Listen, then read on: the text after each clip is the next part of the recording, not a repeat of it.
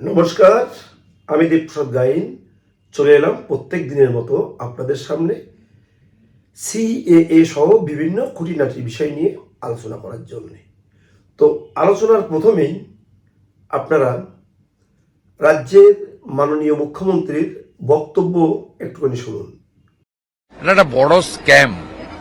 আমরা শরণার্থীদের নামে যাদের সার্টিফিকেট ইস্যু হয়েছে, যারা সিএ তে পারমিসেবল, তাদের কিচ্ছু করব না। আর যে অবৈধ অনুপ্রবেশকারীদেরকে সার্টিফিকেট দেওয়া হয়েছে তাদেরকে তাড়াবো। আর তাদের যারা সার্টিফিকেট দিয়েছে তাদের প্রথমে ডিপার্টমেন্টাল প্রসিডিংস হবে, সাসপেন্ড হবে এবং জেলে যাবে, এবং তাদের বলতে হবে যাকে যাকে দিয়ে করেছে তাকে। তো শুনলেন মুখ্যমন্ত্রীর বক্তব্য। এই বক্তব্য উনি যখন বিধানসভায় আজকে পেশ করলেন বা বললেন, আপনারা আমার এই ভিডিওর চ্যানেলের ভিডিও 2, 3 বা 4টে ভিডিও পিছনে গিয়ে দেখুন। আমি কিন্তু বলেছিলাম যে আপনারা অনেকেই বাংলাদেশ থেকে এসে নিজের বার্থ সার্টিফিকেট তৈরি করেছেন, নিজের ওয়াইফের বার্থ সার্টিফিকেট তৈরি করেছেন, নিজের ছেলে মেয়ের বার্থ সার্টিফিকেট তৈরি করেছেন, নিজের বাবারও বার্থ সার্টিফিকেট তৈরি করেছেন, নিজের শ্বশুর শাশুড়িরও বার্থ সার্টিফিকেট তৈরি করেছেন। করে আপনারা বিশাল বড় একখানা নাগরিক হয়ে একেবারে বোতাম টোতাম খুলে এইরকম করে করে যা আমরা তো ভারতের নাগরিক, হ্যাঁ হ্যাঁ আমাদের ছেলে মেয়েদের হ্যাঁ সব অনলাইন হ্যাঁ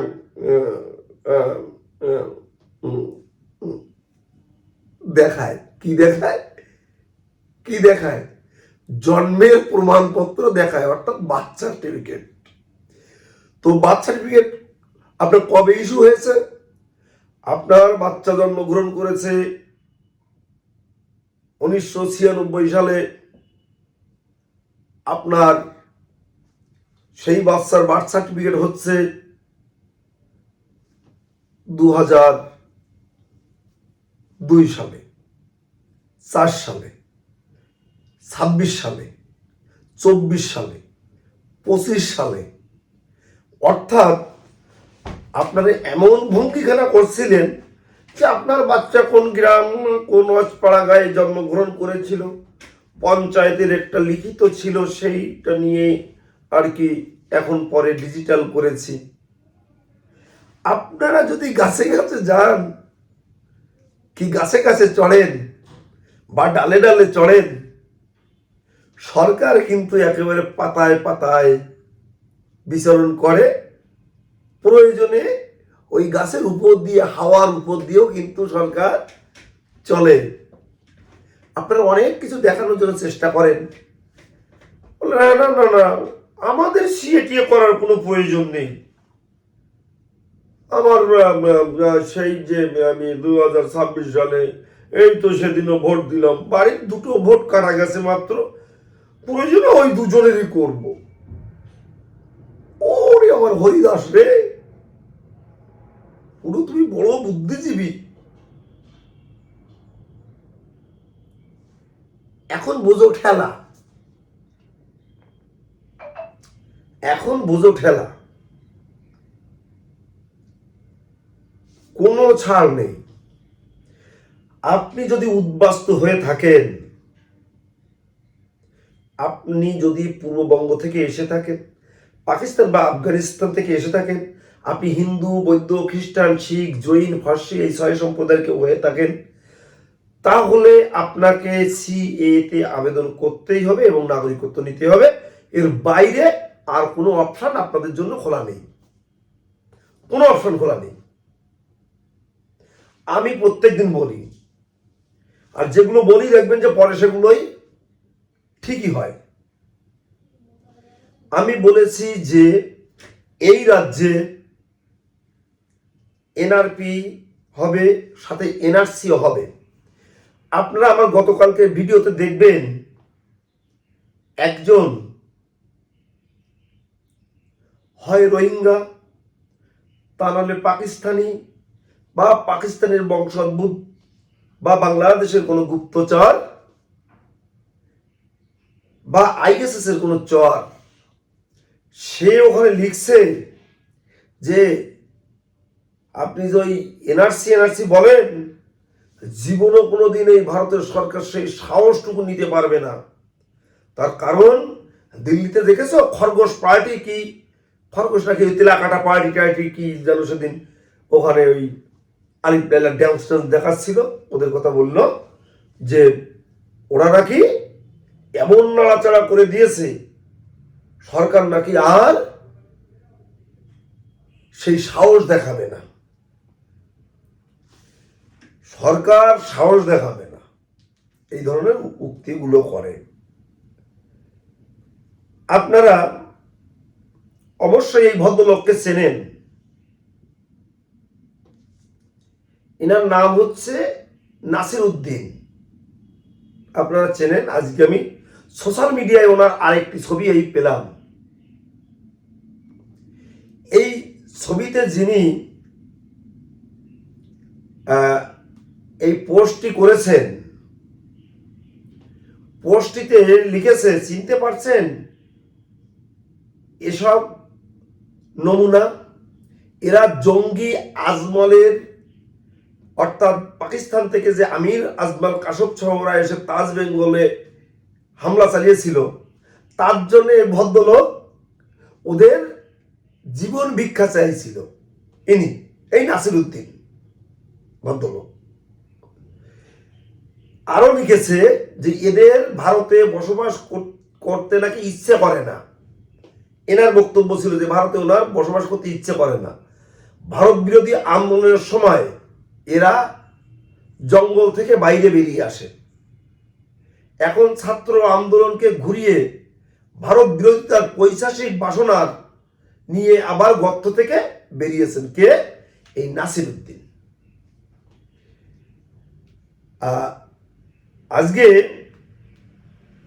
আমরা সতর্ক হতে হবে, সচেতন হতে হবে। আপনারা দেখবেন গত পরশুদিন কলকাতাতে যে ছাত্র আন্দোলন নামে যে আন্দোলনটা হলো, কারা কারা এই আন্দোলনে ছিল, তাদের চেহারাগুলো দেখবেন, তাদের রূপগুলো দেখবেন যে এই ভদ্রলোকগুলো কারা। হ্যাঁ, সেখানে কিছু রাজনৈতিক দলের নেতাকর্মীরা ছিল, তার ভিতরে একটা মেটিকুলাস ডিজাইন তারা তৈরি করার চেষ্টা করছে সারা দেশ জুড়ে। সারা দেশ জুড়ে চেষ্টা করছে যে ওরা ভারতবর্ষকে বাংলাদেশ বানানোর একটা পায়তারা চালাচ্ছে। যে বাংলাদেশে যেভাবে শেখ হাসিনাকে তাড়ানো হয়েছিল, সেভাবে এরা কোন কোন গর্তে, কোন কোন ঘরে বসে বসে এই ডিজাইনগুলো করছে। এই বদমাইশরা ভাবছে যে এদেশের ইন্টেলিজেন্সের কাছে কোনো খবরাখবর নেই। দিল্লিতে প্রায় 700-800 মতো চিহ্নিত করা হয়েছে। আমাদের রাজ্যেও দেখা গেছে প্রায় ওরকম একটা সংখ্যক পুলিশ তাদের আইডেন্টিফাই করেছে। তারা কেউ কোনো স্কুল কলেজের নয়, এরা সম্পূর্ণ নির্দিষ্টভাবে কোনো নিষিদ্ধ ঘোষিত জঙ্গি সংগঠনের সদস্য। যে কারণে মুখ্যমন্ত্রী একেবারে পার্লামেন্ট বিধানসভায় দাঁড়িয়ে কয়েকজনের নামও বলে দিয়েছে এবং তারা কোথা থেকে এসেছে বলে দিয়েছে। বাকিগুলো পুলিশ প্রশাসন জানে, তারা দেখছে। যে পৈশাচিক উল্লাস আপনারা দেখেছেন, সাংবাদিকদের পিটিয়ে, পুলিশদের পিটিয়ে তারা যে পৈশাচিক উল্লাস করেছে, সেগুলো কিন্তু স্মরণকালের স্মরণীয় হিসাবে কিন্তু রাখা দরকার। এরা কারা? সাংবাদিকের গায়ে হাত তোলে, সাংবাদিকের ক্যামেরা ভেঙে দেয়, বুম ভেঙে দেয়, ক্যামেরা কেড়ে নেয়, অনেকের জুতো নিয়ে যাওয়ার চেষ্টা করে। এই সমস্তগুলো আমাদের দেখতে হবে। বারাসাত বাদু 20 নম্বর ওয়ার্ডের বাসিন্দা, আর আমরা তো শুধু অ্যাঙ্কারিং রিয়েক্ট দিয়েই দায়িত্ব সেরে দেব। দেখুন এই ছবিটা আপনারা একটু ভালো করে দেখুন।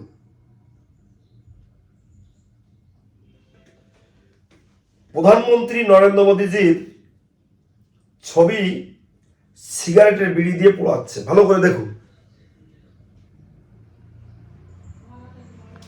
যদিও বারাসাতের পুলিশ নাকি তাকে গ্রেপ্তার করেছে, আমার বক্তব্য শুধু গ্রেপ্তার করে এই সমস্ত জঙ্গিদের ছেড়ে দিলে হবে না, এদেরকে বিচারের কাঠগোড়ায় এনে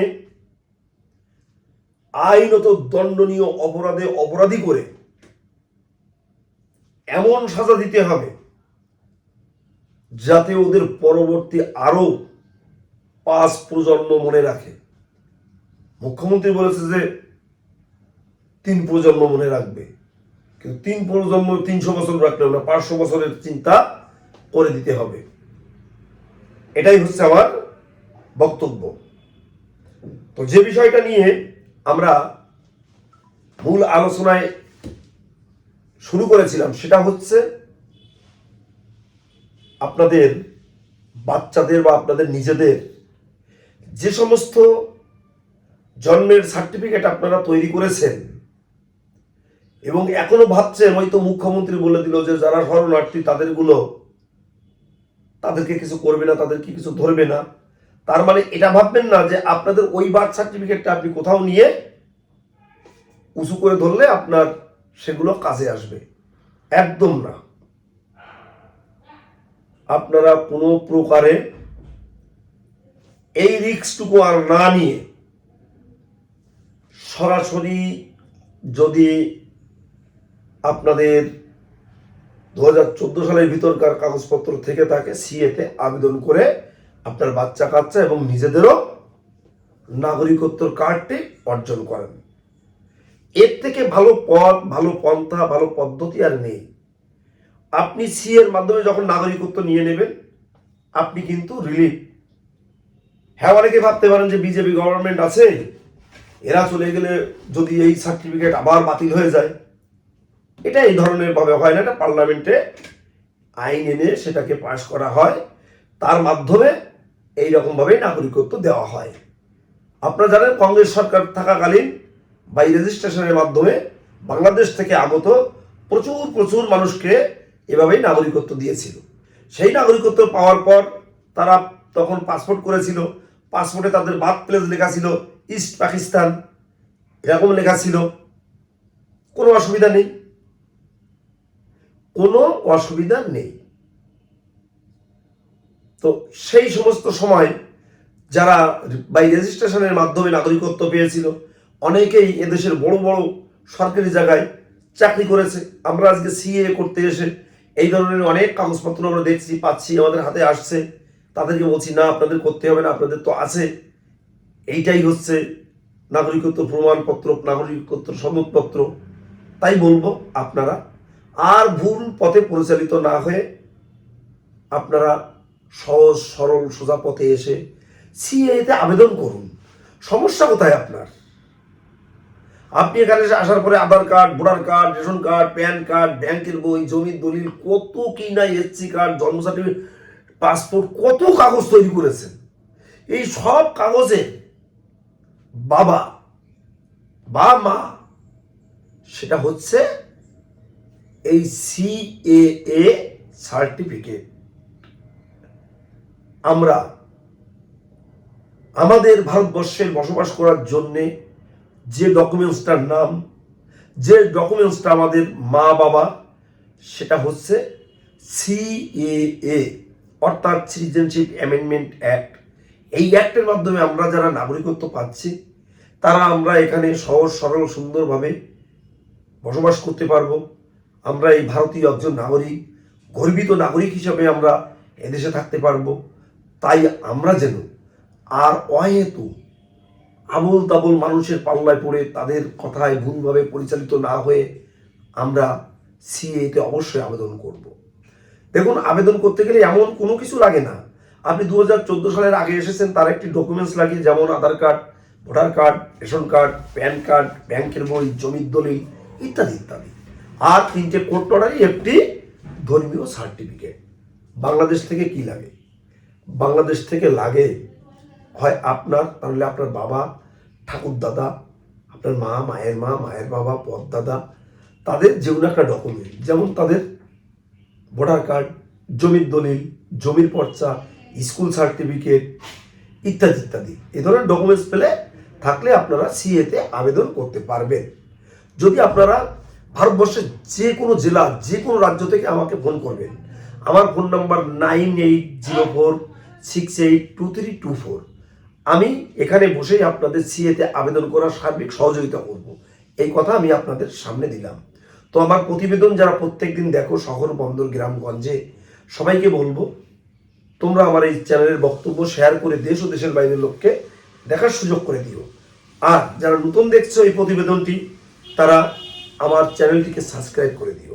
তাহলে প্রত্যেক দিন আমরা আপনাদের সামনে কিছু কিছু তথ্য তুলে ধরতে পারবো। আমাদের নিজেদেরও ভালো লাগবে, আপনারাও জেনে বা বুঝে উপকৃত হবেন। তো সবাই তোমরা ভালো থেকো, সুস্থ থেকো, সুন্দর থেকো। প্রতিবেদন শেষ করার আগে আমার বয়োজ্যেষ্ঠ পূজনীয়দের চরণে রইল আমার শতকোটি প্রণাম।